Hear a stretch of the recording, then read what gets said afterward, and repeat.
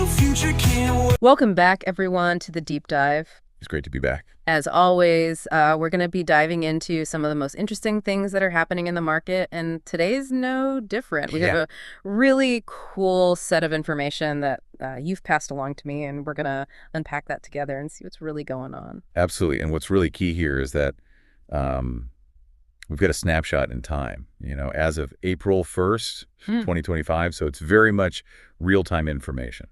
Right. And just to kind of set the stage for our listeners, what we're going to be looking at is some information across 5 different companies. And the information includes like their recent performance, some of the key things that have been happening for them, and then, also some of the predictions about, what might be happening in the future. Absolutely. And we've got quite a mix here. We're seeing, biotech, we're seeing pharmaceuticals, we're seeing a microcap, a newly public media outlet. We've got medical devices. Wow. So quite a cross section of the market, which is always going to be interesting to unpack. Yeah, definitely. So let's jump right in, and why don't we start by kind of naming these companies so that our listeners know who we're talking about. Sure. So first up, we have AIFF. That's the ticker symbol. The company's Firefly Neuroscience. Okay. Then we're going to be looking at CORT. That's the ticker symbol for Corcept Therapeutics. Mm-hmm. We also have ICCT, the ticker symbol for iCor Connect. All right. And then we have NMAX, which is the ticker symbol for Newsmax. Okay. And last but not least, we have RSLS, which is the ticker symbol for Reshape Life Sciences.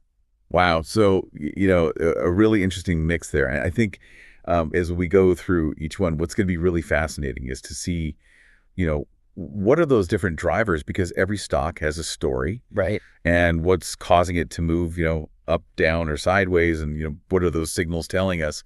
And how can we interpret them? Absolutely.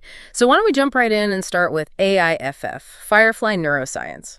Now, as of April 1st, the stock price is $3.79. And one thing that just kind of jumped out at me when I was looking at the information is that just a few days before, on March 28th, the stock price was actually $4.11.